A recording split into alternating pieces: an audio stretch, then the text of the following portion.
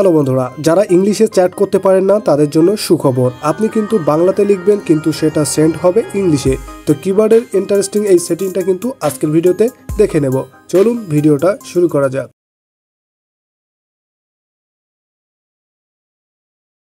ওকে, কিবোর্ডে ইংলিশে চ্যাট করার জন্য আপনার শুরুতে যে কোনো একটা ব্রাউজারে চলে যাবেন, যেখানে গিয়ে আপনার কিবোর্ডটা ওপেন হবে। তো দেখতে পাচ্ছেন এখানে আমার রেডমি কিবোর্ডটা কিন্তু ওপেন হয়েছে।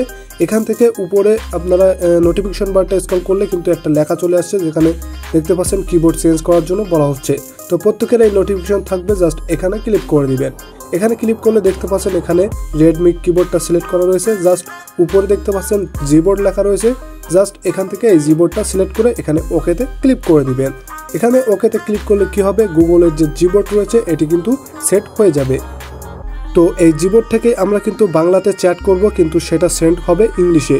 তো এখানে ইংলিশ করার জন্য এখানে দেখতে পাচ্ছেন কিবোর্ডটা ইংলিশ আছে, শুরুতে এটা বাংলা করতে হবে। এই জন্য এখানে দেখতে পাচ্ছেন একটা চতুর্ভুজ আইকন।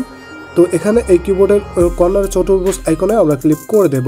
দেওয়ার পরে এখানে দেখতে পাচ্ছেন ছোট্ট সেটিং আইকন দেওয়া রয়েছে, এখানে ক্লিক করব। এরপরে প্রথমে কিন্তু আমরা দেখতে পাবো ল্যাঙ্গুয়েজ।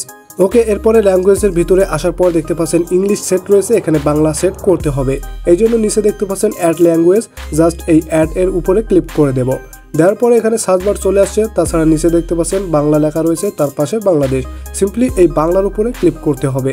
ওকে, এখানে আমরা ক্লিক করব। এখানে উপরে কতগুলো কিবোর্ড দেখাচ্ছে। এখানে প্রথম যে কিবোর্ডটি সিলেক্ট রয়েছে এটা থাকা অবস্থায় আমরা নিচে দেখতে পাবো ডান। সিম্পলি কি করবেন, এই ডান অপশনে ক্লিক করে দিবেন। ওকে, এখানে আর কোনো কাজ নাই, জাস্ট এখান থেকে দেখতে পাচ্ছেন বাংলাদেশ সিলেক্ট হয়ে গেছে। আমরা এখন ব্যাগে চলে আসব।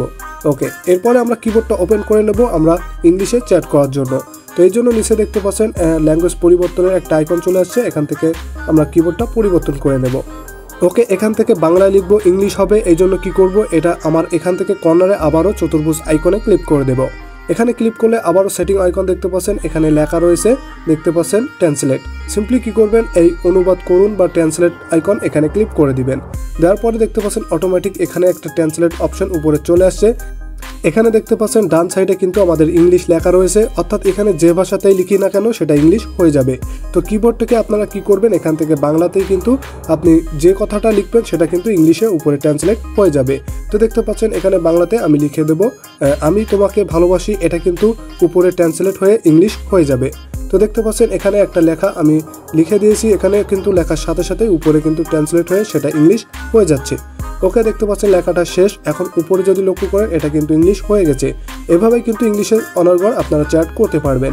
এখান থেকে যদি এটা সেন্ড করেন, উপরে দেখতে পাচ্ছেন সেন্ড আইকনও দেওয়া রয়েছে, জাস্ট এখানে ক্লিক করলে কিন্তু এটা সেন্ড হবে ইংলিশে। তো আমরা এখান থেকে কি করব, সেন্ড করে দেব। তো স্ক্রিনে দেখতে পাচ্ছেন লেখাটি সেন্ড করার সাথে সাথে কিন্তু এটা ইংলিশে সেন্ড হচ্ছে। তো এভাবে ছোট্ট ট্রিক্স ব্যবহার করেই কিন্তু আপনারা অনর্গলে ইংলিশে চ্যাট করতে পারবেন। এখন উপর থেকে আবারও যদি আপনারা নোটিফিকেশন বারটা টান দেন, তাহলে কিন্তু এখানে কিবোর্ড চেঞ্জ থেকে পুনরায় আপনারা রেডমি কিবোর্ড আবার শিফট হতে পারবেন। তো দেখতে পাচ্ছেন এখানে জিবোর্ড থেকে কিন্তু আবারও আমি রেডমি কিবোর্ড এটা ওপেন করে নিয়েছি। তো এখানে কিন্তু কয়েক সেকেন্ডের ব্যাপার, এভাবেই কিন্তু সেটিংটা আপনারা ইউজ করবেন।